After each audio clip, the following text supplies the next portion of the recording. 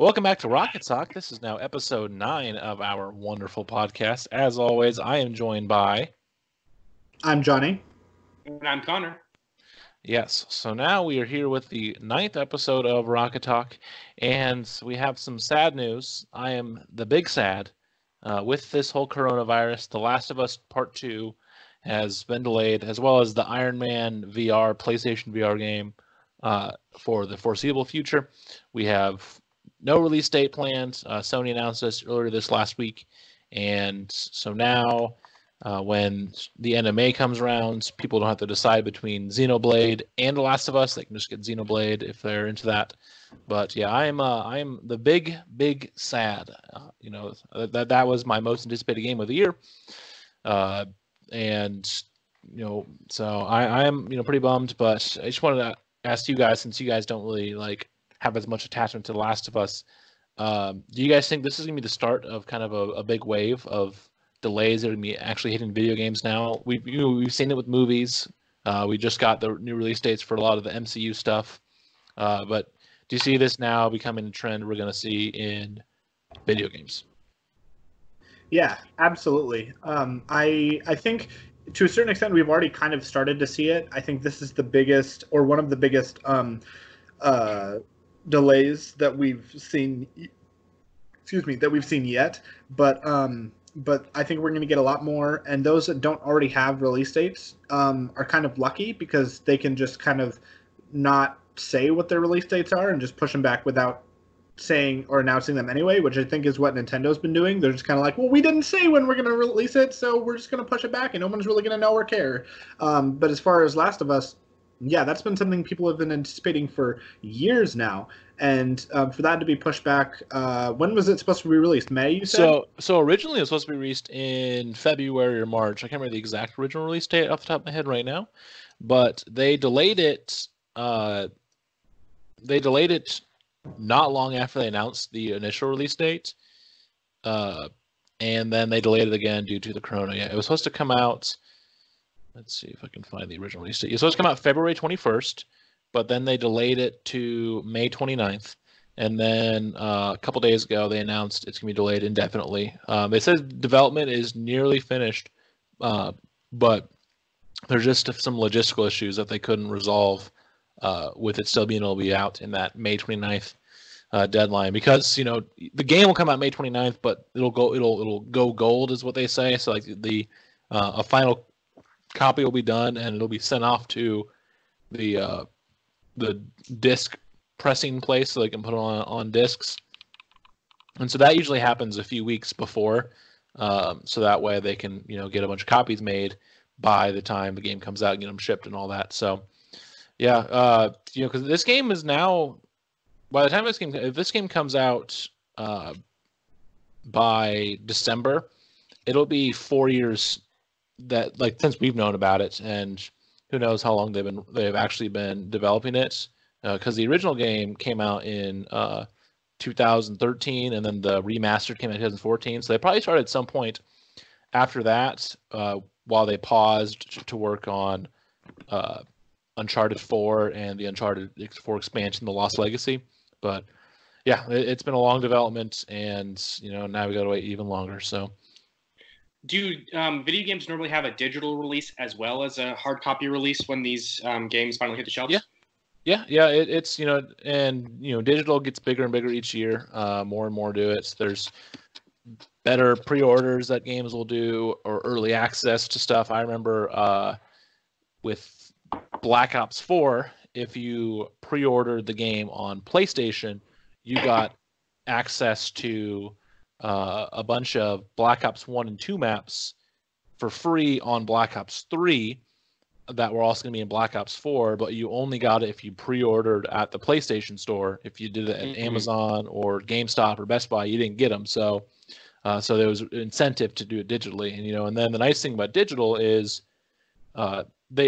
each game they can switch it up, but for the worst case scenario, the game is playable midnight your time. Otherwise, it's midnight Eastern, or they'll even do it slightly earlier if they're trying to do stuff just to stagger the people getting on. But Yeah, they do physical and digital, but unlike movies, I don't really see it where we're going to see The Last of Us come out digitally first in mid-May, and then physically in July. That's just not something I think we'd see in video games. Usually only if like indie games do that, where they come out digitally and then get a physical release later. Sonic Mania did it. Cuphead is supposed to do it once the DLC eventually comes out. But it's a big AAA title like this from one of Sega's premier studios. They're not going to put it digitally first. They're going to wait and do it all at once. Mm-hmm. But I was wondering like if this coronavirus thing goes on for a really, really long time, fingers crossed that it doesn't, but like if this goes on for a while, I was wondering if they would just end up releasing it digitally, because they could still get money, right? I mean, how much is the digital copy as opposed to, and they'll get more money too, because they sell digital games sell for the same price. They sell for the $60, the $59.99 price tag for your standard edition on most games.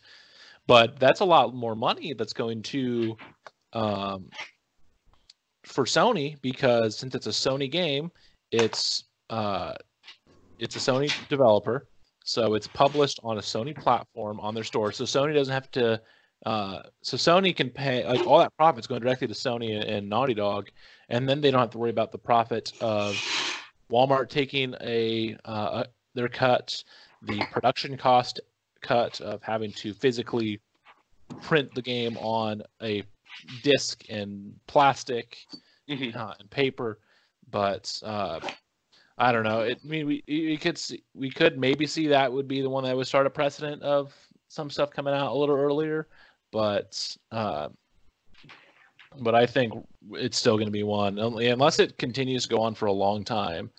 We won't see The Last of Us until it can come out physically and digitally at the same time. Well, especially because they're pushing some big collector editions that come with a bunch of different bells and whistles, like Ellie's backpack and the statue and a vinyl record. And there's a bunch of stuff that you get if you get like the super fancy editions for hundreds of dollars. But so.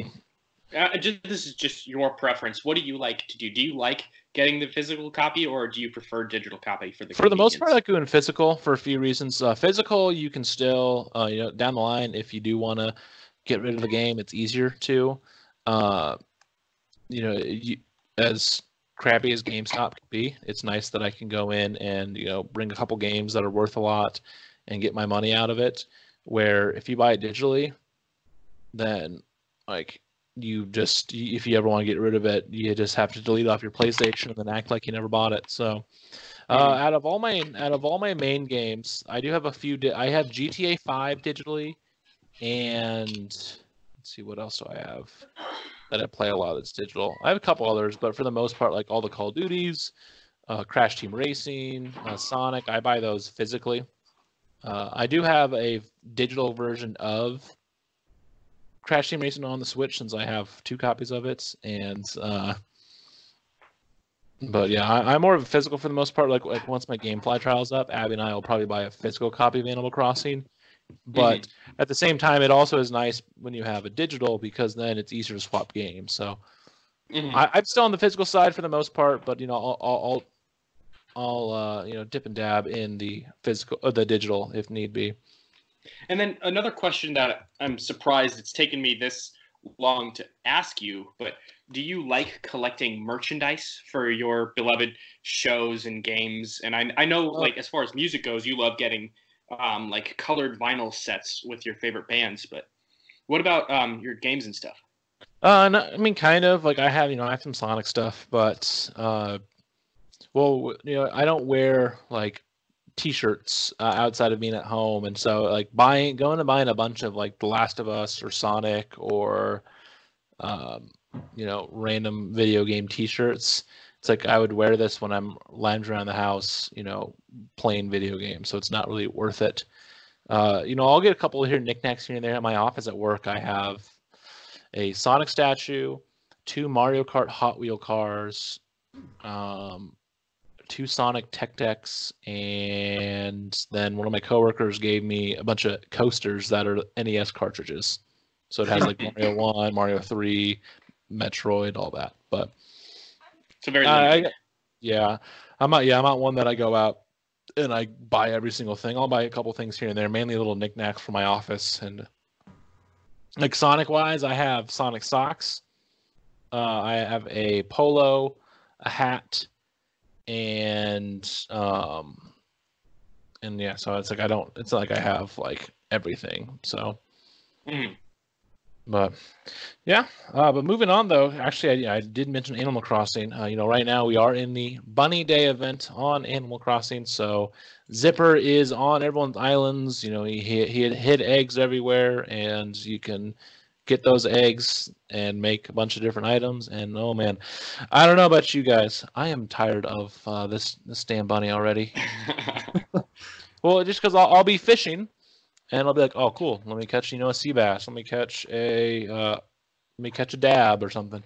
And then it's like, nope, it's another egg. And it's just like, really? Can I just not? Yeah, I was really excited about it at first, and I was hoping that they would release it early and just like let us, start Bunny Day on the last day of March rather than wait until the actual real life first day of April when they would release it. But when they did, I was like, okay, this is kind of fun for like a little bit. And then it just became like a chore. Like it started to become a chore rather than like something fun, because he hides eggs in the trees, in the bark of the trees, in the water, in the ground, and he floats them in balloons up in the sky. And like it's getting to the point where they're just like there's just too much. And there's like 40 different DIY recipes for Bunny Day, including like outfits and furniture and wallpaper, flooring, and like special event stuff. And to collect all of those 40, you need like hundreds of eggs. And it is just it is getting to the point where it's like, I'm doing it because I feel like I'm complete, like have to be a completionist about it and I have to collect everything. But like just doing that is not really fun. It's like mining. It's like just like, I don't know. It just feels more like a chore than for fun. Yeah, and I agree. I have a few eggs in my inventory, but like, and I don't really think most of the DIY recipes like are worth it to me.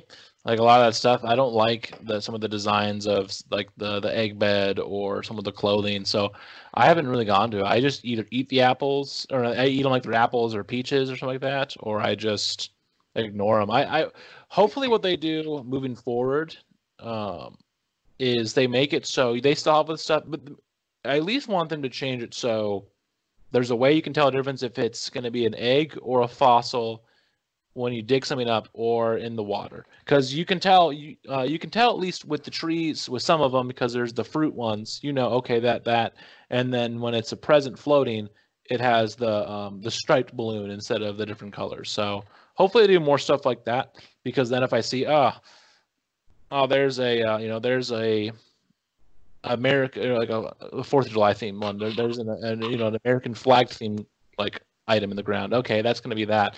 I already have all I want. I can do that. Like that'd be nice if they did something like that moving forward. But what kind of trade-in value do these eggs have? What are their value? They're worth only a few. They're I want to say it's like under 100 bells each. Yeah, I don't think it's not. It's nothing. It's like 30 or 40. It's like trading in. You know how your fruit on your island is worth like nothing? It's like that.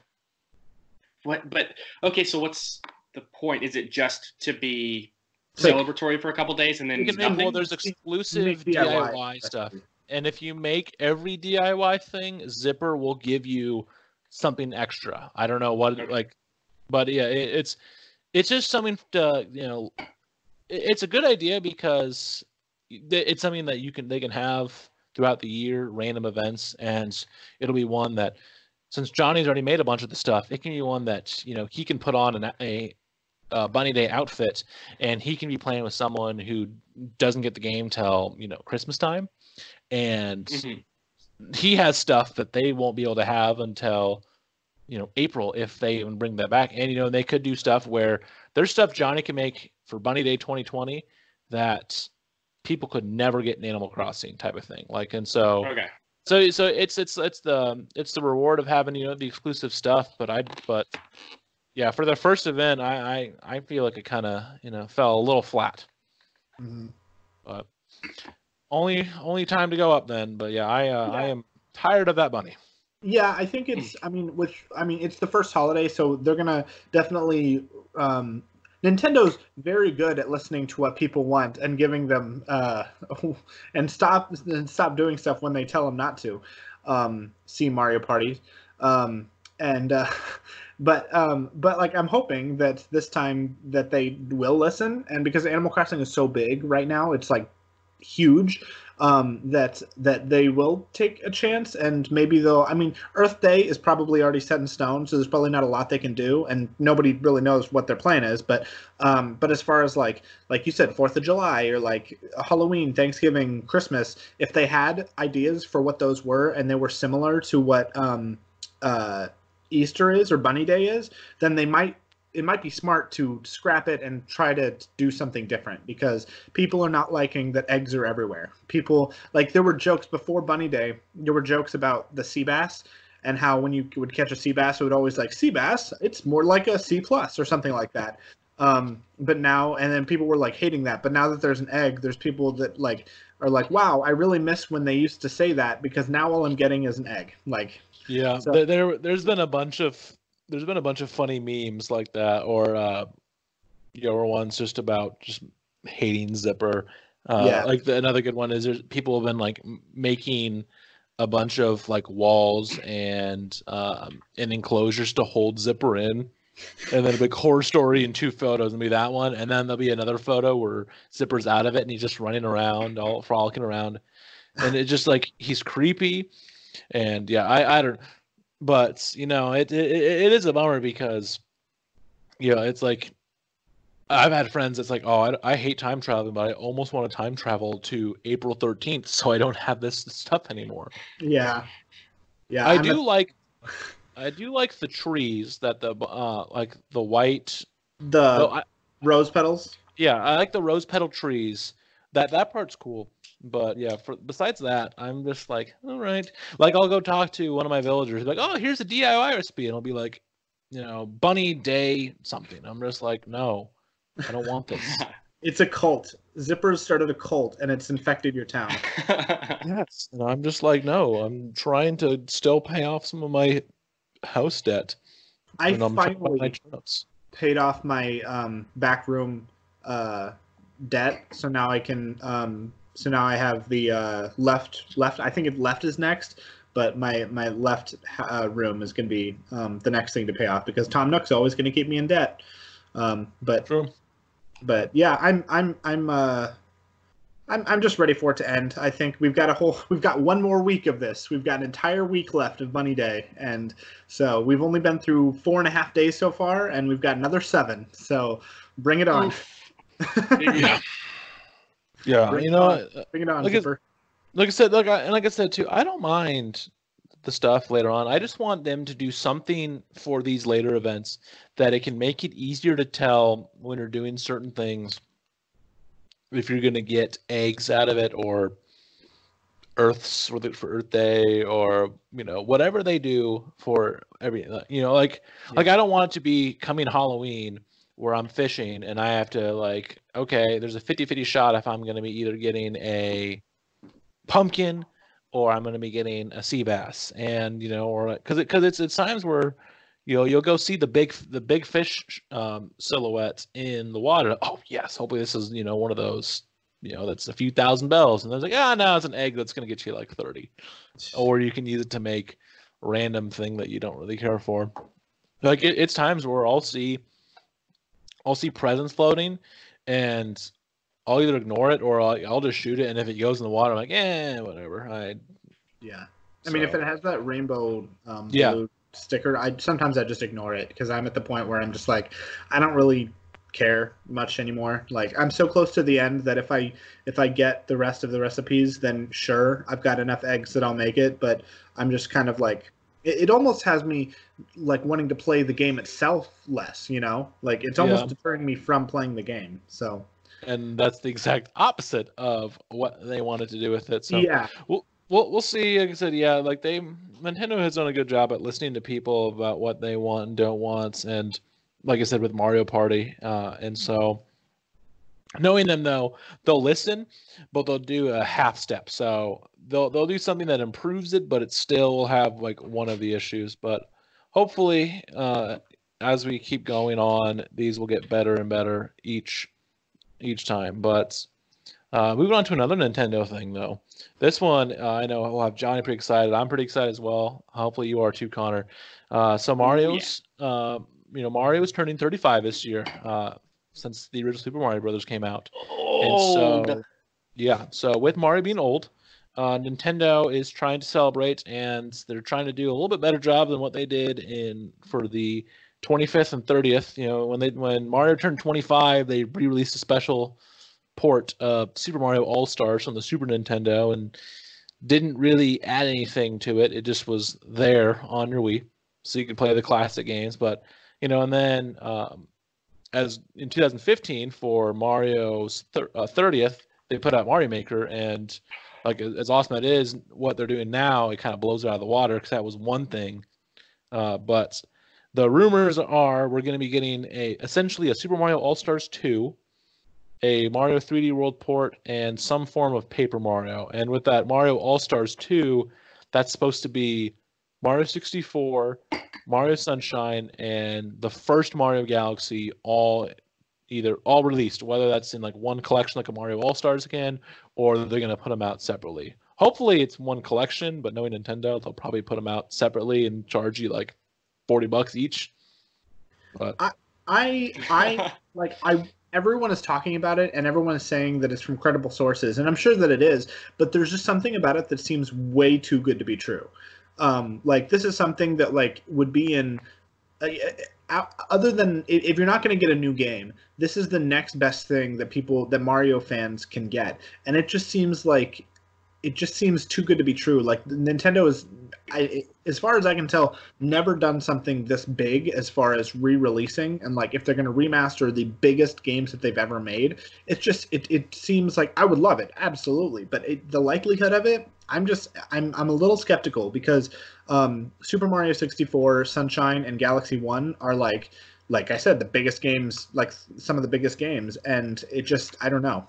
I would love to see it. I just don't know if it's going to happen.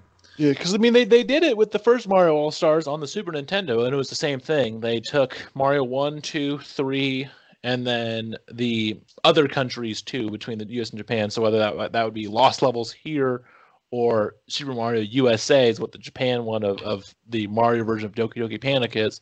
But they did that, and they made it so it was more in the art style similar to Mario World. It was more at 16-bit. And the thing is like they have to tweak some stuff, but they have a competent engine that would probably work for all three of those games with the Mario Odyssey engine. So like it's there if they wanted to do it as like that, where it's a HD remaster, like rework from the ground up type of thing.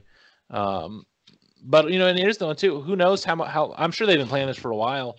But the nice thing about this whole Corona thing is something like a port is a lot easier to do, a lot less resources needed than a brand new game built from the ground up. Because like if they want to just do a port over and then basically just make sure that there's no like big bugs that are coming from taking the N64 game and putting it on the Switch, that's an easy way to make money, especially because we had Mario 64 re-released on the remake on the DS, and then it's on the Virtual Console, but we haven't seen Galaxy or Mario Sunshine re-released outside of like them being the player's choice, like the budget title release. Like they haven't been re-released on any other platforms since they came out, so you can only play Sunshine on a GameCube or a Wii with GameCube backwards compatibility, and you can only play Galaxy on a Wii or a Wii U.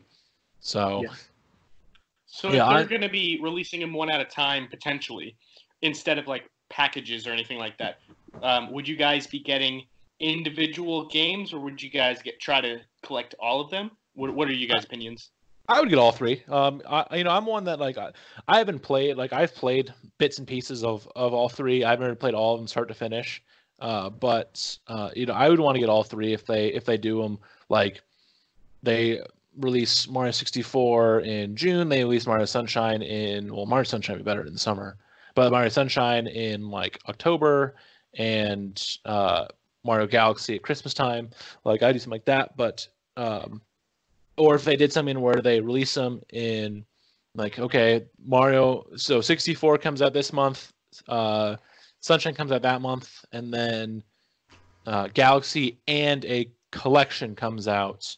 I'd probably wait. I might wait for the collection if it's one they're doing something like that. But yeah, it's one like and then one they throw in the fact too that there's a 3D World port is probably coming, and with it being Mario's 35th anniversary, like the time is better now than ever, especially now too with the Corona thing. If they weren't already planning it, this makes it even like more viable to do it this year because oh yeah, all you have to do is they all have to change a few things around because of all the mechanics of the Wii U's gamepad that were in that game that they would have to figure out how they incorporate it with the Switch, but since the Wii U and the Switch hardware aren't, as far as I know, that drastically different, it should be one that porting the game over shouldn't, give them time. I mean, if they've ported over basically every mainline game, then besides like this, then it'll be coming. Is there really anything else you can think of that you'd want besides these games rumored right now?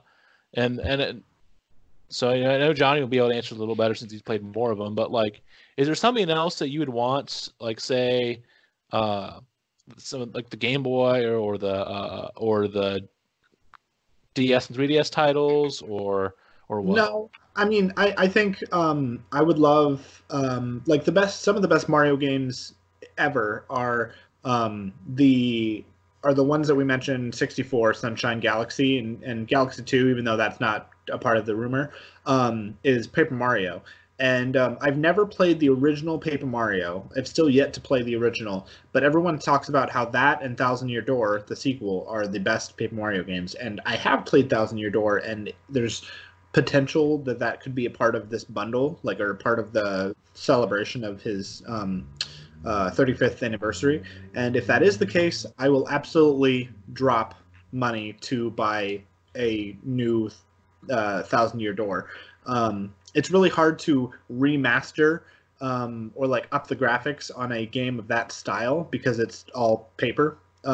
But if they do it, still I'd buy it again because I haven't played it in about 5 years, and I would love to see that again. Or if they make a new Paper Mario, if they make a brand new one in the classic style of what the original apparently was, or Thousand Year Door, which is, like I said, what everybody loved the most, then that would be great too. Because the last 2 or 3 Paper Marios that they've made have been not very good, according to like critical. I didn't even buy the last Paper Mario, the one on the Wii. Yeah, I heard Sticker Splash or Sticker Star and Color Splash both were not that good. They just didn't, and they were. It was kind of like what we saw with the Mario Party series, where they kind of tweaked a little too much and kind of got away from that formula of the originals.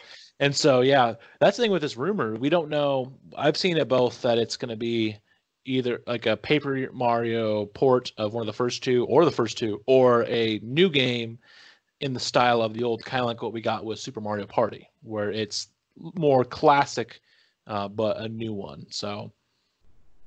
Yeah, I the Switch is definitely, this is the time of our lives where Nintendo is definitely taking things and making them either reimagining their series to a way that's better than it could ever be imagined, or bringing things back to how they should have been and how people used to love them. The new Super Mario Party on the Switch is a good example of that. It's not the perfect Mario Party. It's not the best Mario Party, but it is one of the best ones they've had in quite a long time, and that's saying something.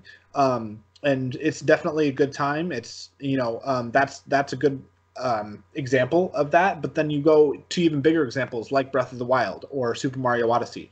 Those things definitely changed the way that Mario and Zelda were played, but they did it way, way, way more for the better. So they haven't really, especially this year, they've been kind of slowing down, and they haven't, like we've talked about, they haven't talked about anything. They haven't really, they haven't done a good job of announcing what they're doing, what their plans are. And so, if this is the plan, then this can bring back this can accelerate that Switch like Buzz. era, Switch era buzz of like doing things how people want and what people like, because they've been so good at keeping on track for 3 years now, but lately it's been slowing down. So if they can do this and release this, then in a few months people will forget about this long drought that we've had.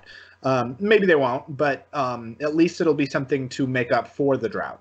And because I don't want to see the Switch die down a little. I don't want to see the peak be behind us. I want to have it keep going forward, because this is my system.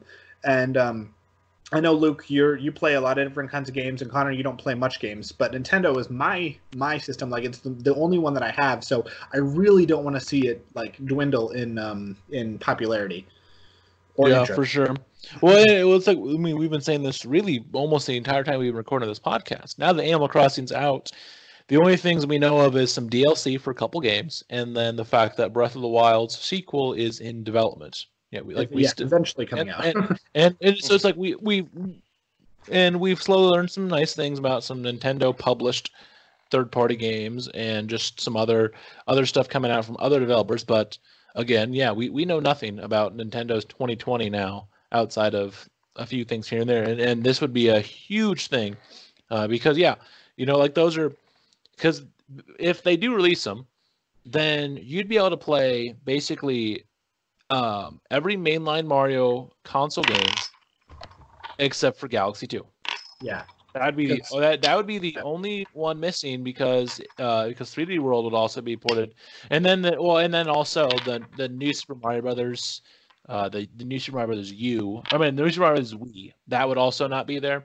But out of like the main line of the 2D and the 3D and the not new series, you would have everything, because with the Virtual Console, with the Nintendo Switch Online, NES, and Super Nintendo games, you can play everything else. So,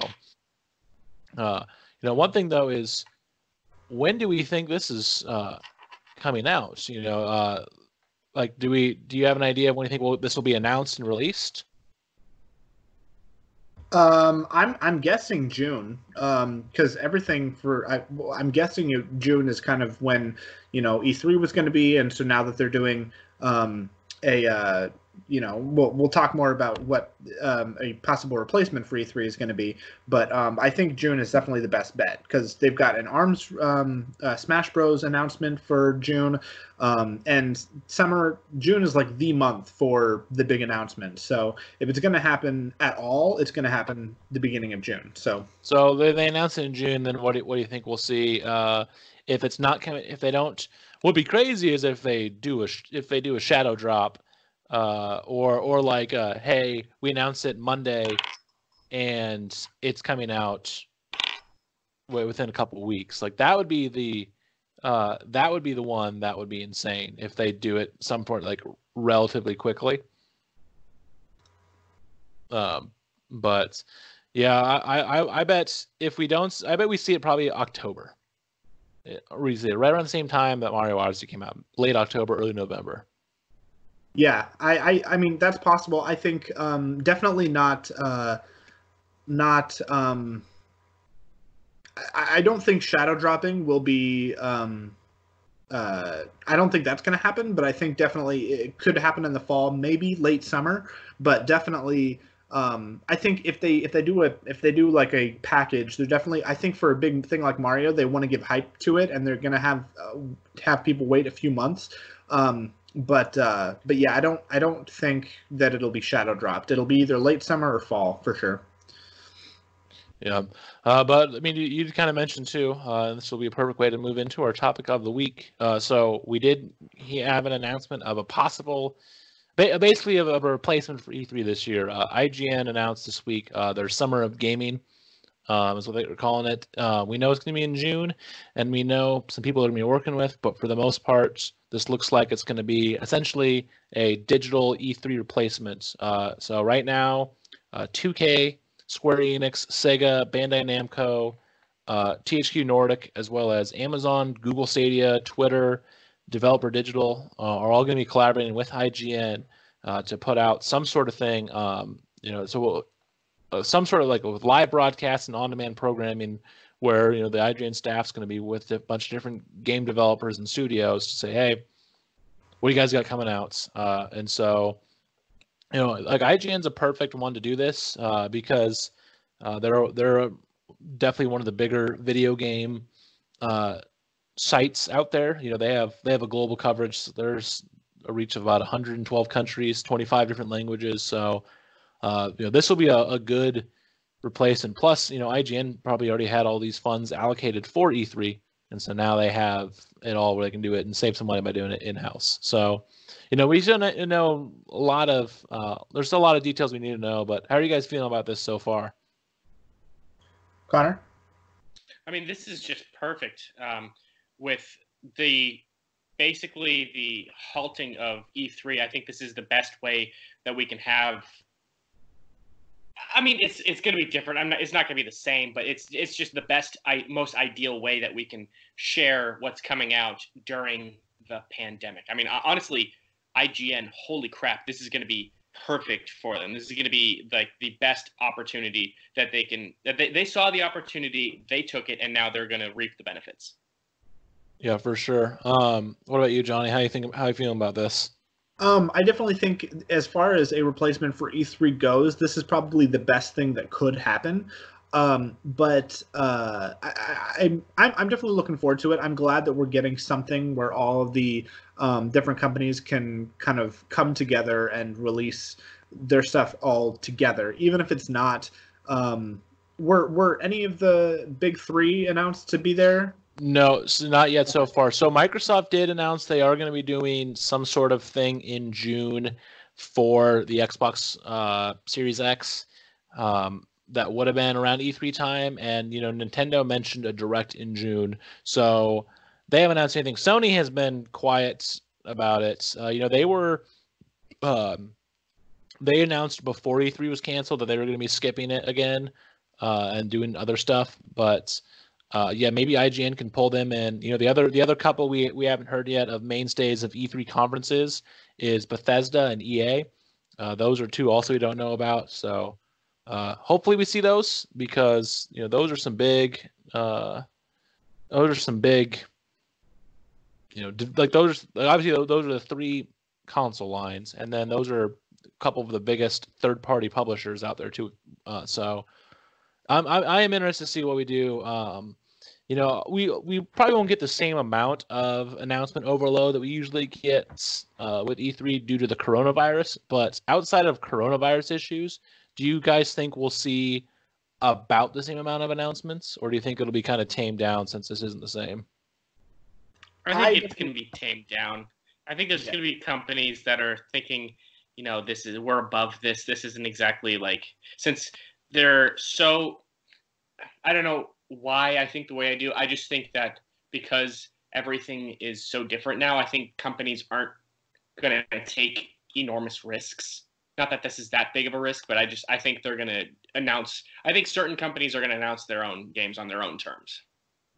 Yeah, probably. I mean, we already seen it with Sony. Sony got away from E3, and technically, EA hasn't been at E3 for the last couple of years, but they put on an EA event the same time. It's the same week of E3, and they'll do it in Burbank instead of in LA or something. So. Yeah, I kind of agree. I think that it's definitely. I mean, nobody really knows what to expect because it's going to be the first time that they've done this. But I don't think that it possibly could be as big. But I mean, we'll see. It might be something that becomes huge, and it might become the norm. So they might have abandoned ship with E3 and kind of given up hope, and they might be all moving to IGN from now on. Who really knows?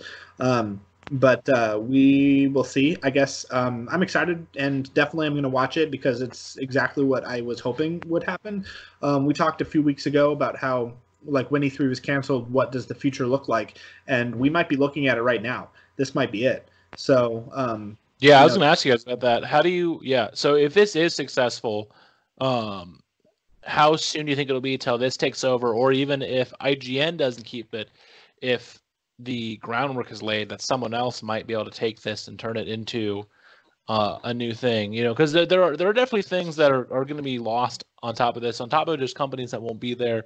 There's things of not having it be physically there that you won't fully be able to get at a digital-only event compared to a physical, with demos and some of these smaller developers getting out there. But yeah, the impact that this can have could change the landscape of the gaming news world.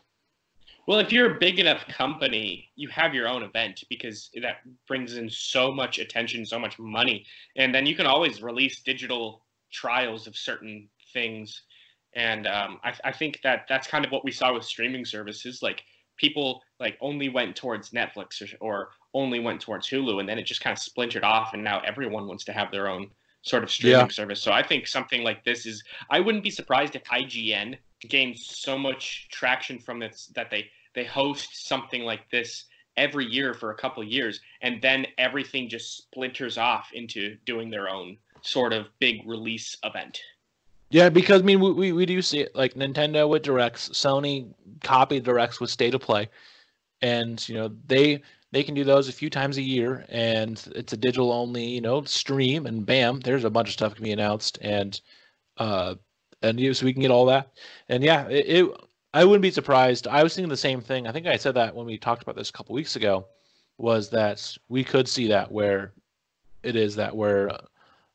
only Sony does their thing, Microsoft does their thing. They do them around the same time, but we don't have as much of a formal, hey, this is game announcement time. It's, hey, summertime. Everyone kind of does their summer 2K21 thing, and so I am really interested to see what how this turns out. Though we're going to get a lot more information over the next coming weeks and then months, because June's 2 months away now. Yeah. But yeah, I bet. I bet though, if they can somehow get Nintendo, Sony, Microsoft there, that's what IGN needs if they want this to be successful, because they do that. They get a bunch of information for for the new Xbox, the new PlayStation, the potential Mario rumors, because that's the thing. If they can get Nintendo, this is probably when they're going to announce the Mario stuff, because everyone's going to be tuning into their stuff, and all of a sudden, bam, there it is, Mario 64 remade in Mario Odyssey style graphics coming out, in 2 months or something like that. So it'll be something that'll be definitely interesting to watch. I'm sure we'll be talking about it sporadically throughout the podcast over the next couple months, and then if it goes well, that can even be topics beyond for what we want to see in a potential 2021 summer of gaming and beyond. So. Mm-hmm. Yeah, I'm definitely interested to see what this is. But now I can move on to the recommendation side of things. So we do have Johnny's turn was this last week. He recommended the Octopath Traveler Prologue demo on the Nintendo Switch. It was that RPG from Square Enix that there's 8 different characters you pick, that their stories are supposed to be interwoven and connect. Hence the Octopath. And so, let's go over who everyone picked. Johnny, first, why don't you talk a little more about why did you pick Octopath Traveler?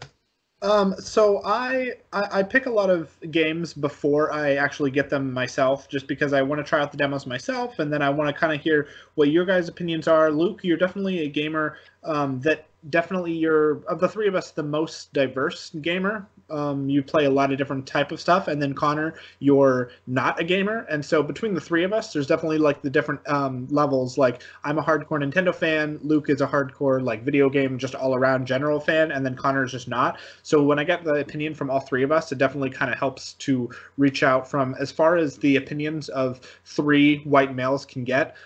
We're definitely as diverse as they can be.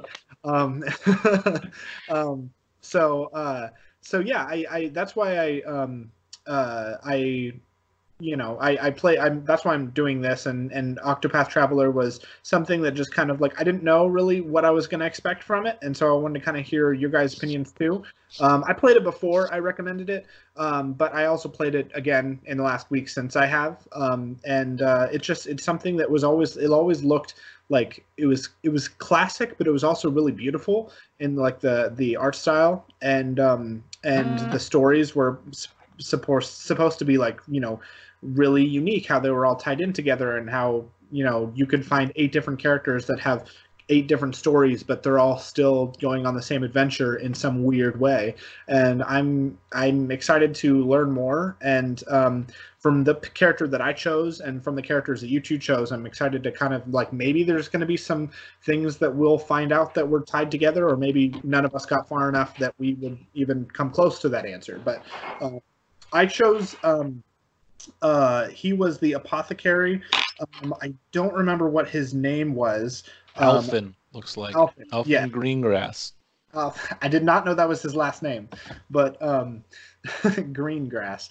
But yeah, I chose Alfin, the apothecary, and he was his story was all about bless you. Thank you. He was his mom had died a year prior to the game opening, and he was he and his best friend were 2 of the town's healers, and so both of them had become really sick when they were a young child, and this man, an apothecary, came and healed them from just a few herbs and he just knew exactly what to make to give them something to heal from whatever illness was had succumbed to the whole town. And so he inspired the 2 guys, your player character Alfin, and was it Alfin? Is that what it was? Is that what you said, Luke? Alfin? Yeah. So Alfin and the best friend became the healers, and when the best friend's sister gets sick in the game, like in present day, then you're tasked to go out and find like the ingredients.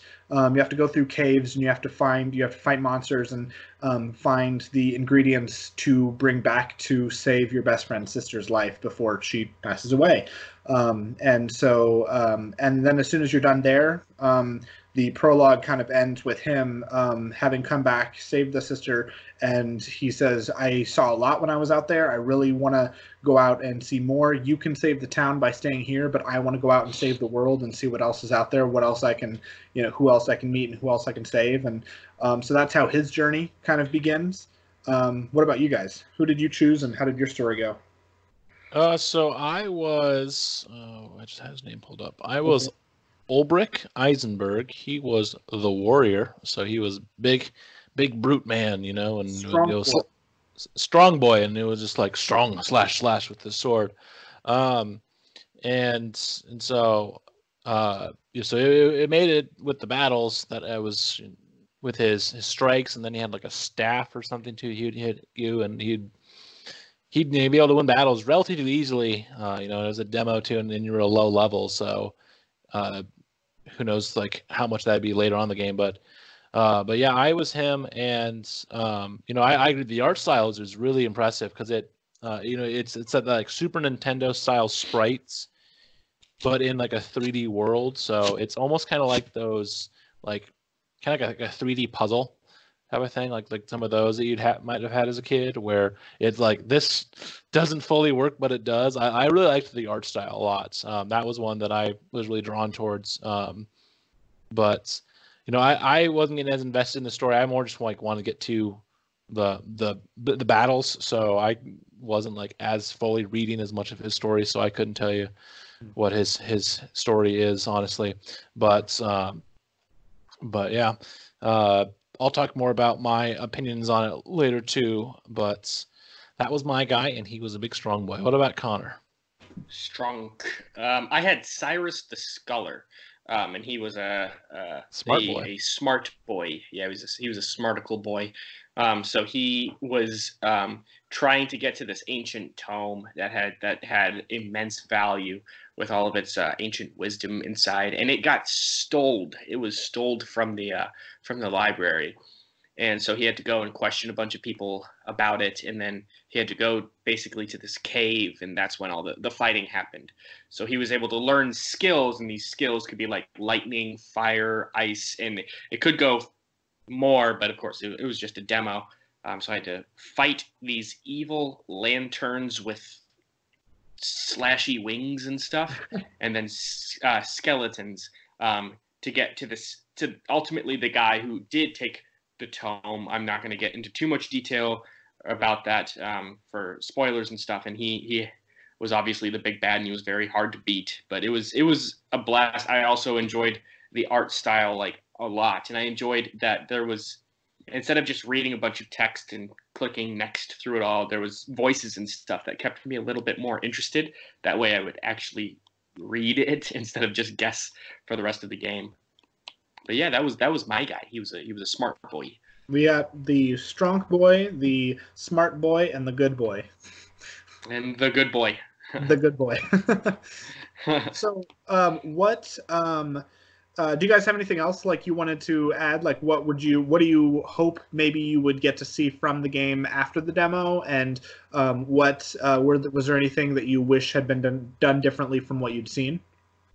I don't think I'd wish anything to be done differently, but if I buy the game and go a little bit deeper, I hope there's more of a mystery that's actually way harder to get to the bottom of, because when I was looking for this ancient tome, all I had to do was go and question 3 people, and there was no struggle about it. There was no being led down dead ends or anything like that. He questioned that person, got more information. It was just very linear all the way to, voila, this is the guy who stole it. I'm going to go find him wherever he is. It was just so disappointingly easy, but it's just the demo. So who knows? Maybe it could be like really like impossibly hard in the actual game. Mm-hmm. Yeah. So for mine, I pulled up too, kind of what happened in his prologue and like the start of chapter 1. So he loses his he lost his country in war, so then he moves to a secluded village and kind of goes by an alias of the last part of his last name.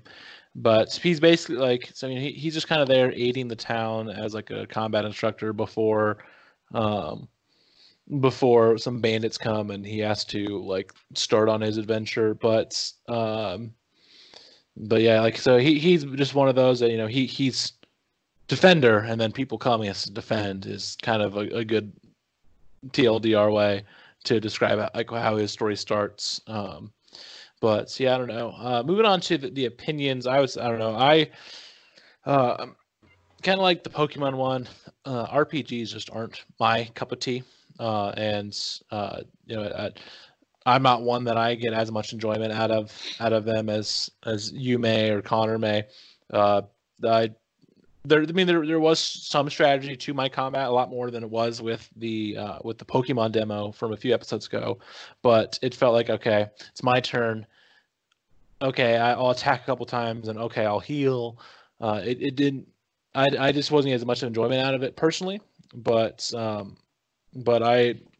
am interested, you know, to see, yeah, like what would this story be, and how does it all interact with the other 7 characters? Because like, if it Octopath Traveler, you know, there are 7, you know, like 8 characters that you'd interact with, so it'd be interesting to see. But personally, it was not my cup of tea.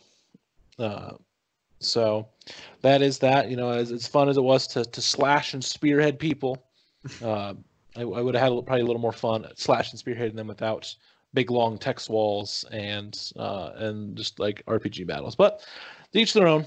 What about you, Connor? How are you feeling about the actual game outside of like, you know, the build up and the art style? Mm-hmm. I had quite a bit of fun. I think this is my favorite game demo that you've recommended, and it was a lot of fun, even though it was very like, slash, then cast ice or whatever, then heal, and very repetitive. I still had a blast with it, because I mean, I play a bit of D&D, so there's a little bit of that like imagination to it. And so yeah, I mean, I don't know how else to say it other than I had a good time. I think as far as like rating goes, I would give this like a solid 8 out of 10 evil icicles. All right, Luke, what would you rate it? So for my personal experience, I would probably give it more of like a 6 abides out of 10s.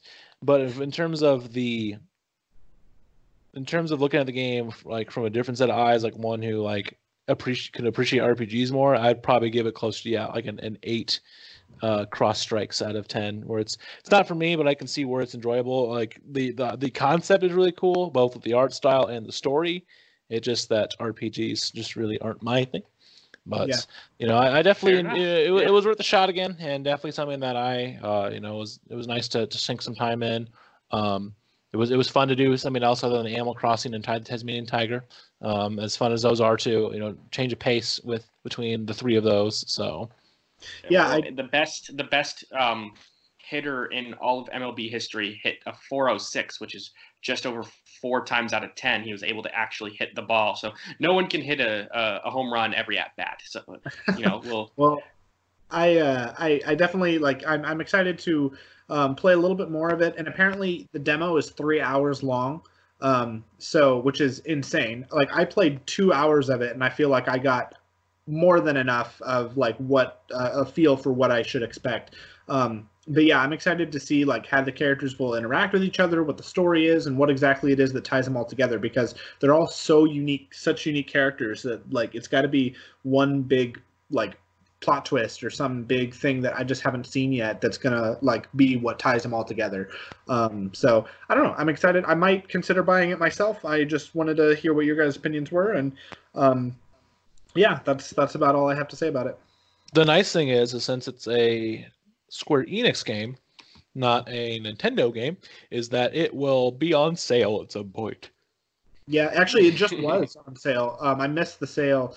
I think it ended a few days ago. It was like half off, but I wasn't really ready to buy it at that point, so I might wait until it comes on sale again. But it also might be on sale physically. True. Because it is almost 2 years old now, so it probably has I guess Switch games don't always like drop don't drop consistently like they do on PlayStation, all that. But yeah, you can get right now on Amazon. It is $50 instead of $60, so you can save a few dollars there. Whoa. But yeah, there you go. Talk about your savings. Yeah. So now, Luke, it is your turn. It is your turn to give us your recommendation, and it had better be good. Of course. So of course, it just like how I've noticed a trend that we've done. Johnny gives us demos. Connor gives us something music related, whether that's an album or just sound related, something with music, soundscape, all that. And I've been giving YouTube videos about fun, interesting ones. So I was like, well, I have to do another YouTube video then. And I almost made you guys watch an 1.5-hour video on Sonic 3 and Knuckles, but I was like, I'll be nice. I'll do a shorter one.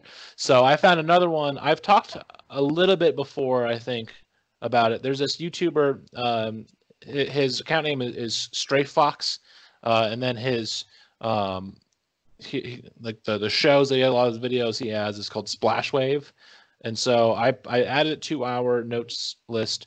This one is on the Sonic 3 and Knuckles, since I was watching a different video that mentioned this one and it reminded me. This guy's production value is like incredible. It's some of my favorite YouTube videos in terms of the things that they do with like the backgrounds. And so it is the Splashway video on the making of Sonic 3 Knuckles. It is 24 minutes long, so a little bit shorter than what the other one would have been, but it's really entertaining. Yeah, but it's interesting to see too, because he goes over kind of everything, and just the use of the backgrounds and animations that are used is really cool. That I definitely check out a couple of his other ones that he did as well. He's done ones on Star Fox, on the other Sonic games, and a bunch of different stuff. But for sure, this one, if you feel like watching the making of Mario World and Yoshi Island, or anything like that, go ahead. But yeah, so that is that video. Stray Fox's making of Sonic 3 and Knuckles.